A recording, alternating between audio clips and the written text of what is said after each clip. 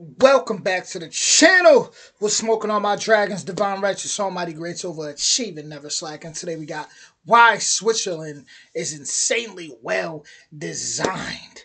Now, I'm actually pretty new to Switzerland, so as far as knowing any information about it. So yeah, let's dive into it. Original link in the description. Here we go. This is the world's longest and deepest tunnel. Look at it, it's absolutely massive. It runs under the Swiss Alps and is 57 kilometers long and reaches a depth of 2300 meters. It's used for trains that hit speeds of up to 250 kilometers an hour in a tunnel that's, let's not forget, 2 kilometers under the surface, making this a true engineering marvel. But if you look at a map of railway lines in Switzerland, you'll see that there are multiple tunnels like this one across the country. And this is because the Swiss have conquered the mountains and exploited them in ways no other country has managed to do. And as a result, the country has developed a crazy transportation infrastructure that is, to say it mildly, mind-numbingly efficient. Just take a look at its motorways. With a total length of almost 1900 kilometers, its network of national highways is very dense, among the densest in Europe in fact. Because despite the rough mountainous terrain, Switzerland still manages to have one of the best road networks in the world, ranking third in road infrastructure quality. Even crazier though is the country's rail. That's definitely something to be proud of. Shout out to Switzerland. You guys, it's sounding amazing over there right now. Railway network that you just had a sneak peek of with the world's longest and deepest tunnel, as it too is one of the densest railway networks in the world, despite the mountains. On top of that, it is arguably one of the best rail networks as well, having been ranked as the best in Europe in the 2017 Railway Performance Index, and the third most efficient in the world according to the Global Competitiveness Report. Couple this with a very high punctuality, as 89.5% of the trains reach their destination within 3 minutes of scheduled arrival, and you get a super efficient railway network. But the lengths the Swiss will go to in order to develop their incredible infrastructure doesn't stop at digging tunnels and building extensive road and railway networks. And to understand what I mean by this, just look at this map.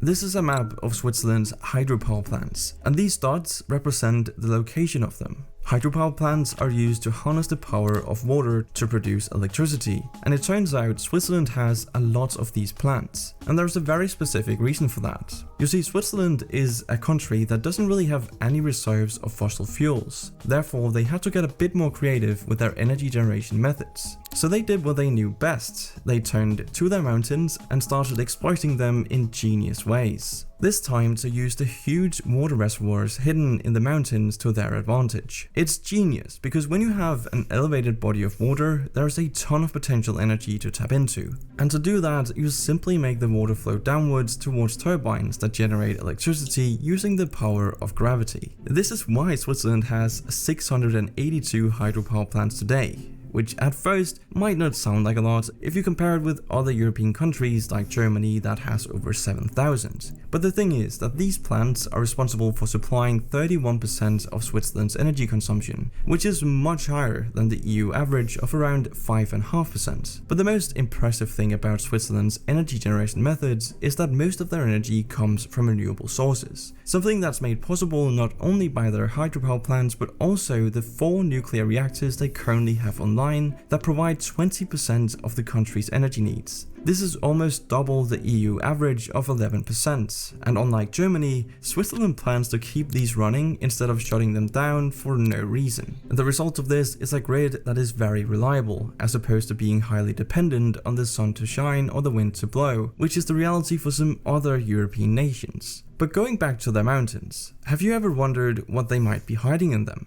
Well, very expensive paintings of course, and there is a very specific reason for that. See, in normal times, one could invest in alternatives like real estate or bonds for diversification. However, with a housing bubble approaching and bonds anticipating negative yields, those options are starting to look a lot less attractive, especially as inflation shows no signs of slowing down. And that's why I'm excited to introduce you to one asset that's been quietly added to the portfolios of billionaires for generations. It's blue chip art. These paintings aren't just for show though, They are investments. Contemporary art prices outpaced the S&P 500's total return by 164% from 1995 to 2021. The total wealth held in art is estimated to be worth 1.7 trillion and is projected to grow 900 billion by 2026, and for the first time in history, investors like you and I can get access to this asset class, thanks to our sponsor, Masterworks. Masterworks is the only platform taking billionaire art collectors head-on and allowing people like us to invest in the very same art that they do. The platform allows you to invest in fractions of iconic artwork worth millions, including from the likes of Banksy and Picasso, who happens to be favorites of mine. You always hear about like really big rappers talking about investing into things like artwork and stuff like that. So it's really cool to actually be learning about it and seeing how you could go about that.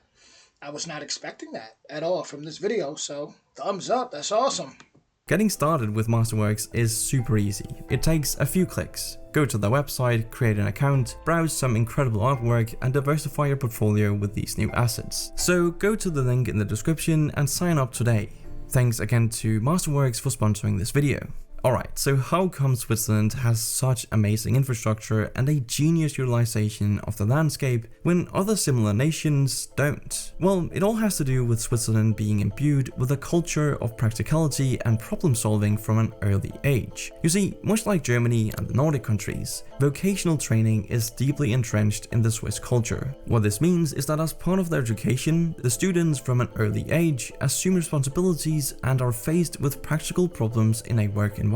This is part of the reason why the Swiss vocational training system is widely regarded as one of the best in the world, and as a result, there is a relatively low youth unemployment rate and a large pool of a specialized workforce ready to get its hands dirty with real-world problems. But it's not only the educational system that is contributing to the country's efficiency, it's also politics. And no, by politics I don't mean its international politics and the country's insane neutrality status, on which I've already made a video. I mean the institutions that regulate the interior life of the country.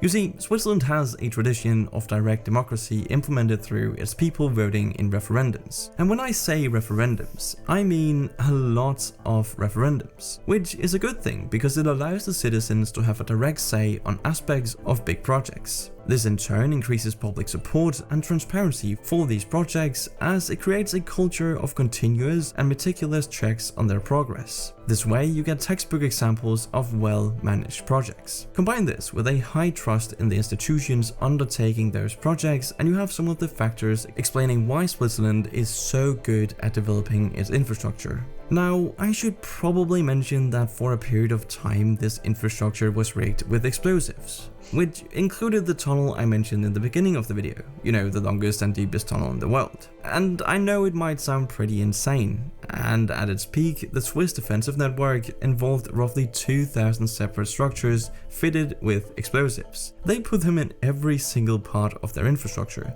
bridges, tunnels, roads, airstrips, and so on. It was a pretty wild time for Switzerland. But don't worry, the Swiss promised they've taken those out a long time ago. So all is good now. I think at least. But anyway, it should be clear that what could ostensibly have been a huge obstacle for the development of the country, the extremely mountainous terrain, the Swiss have somehow managed to turn it into one of its biggest strengths. They leverage its benefits and downsize the costs of their country's morphology. I just gotta stop it right here and just say, just looking at this view, I'ma have to definitely do some Switzerland reactions and look at the beauty out there, because this view is amazing.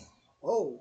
One of its biggest strengths. They leverage its benefits and downsize the costs of their country's morphology in the best way possible. Now, keep in mind that what I've shown you are just some examples of Switzerland's incredible efficiency. The list could go on and on, from the country's incredibly designed cities to its highly innovative economy. But the point is, as I said in the beginning, that the Swiss are good at building things, and they have managed to create a well-coordinated system that promotes problem solving and efficiency. As a result of this, their infrastructure is arguably one of the best in the world. But that's it for this video. Thank you for watching, and I'll see you in the next one.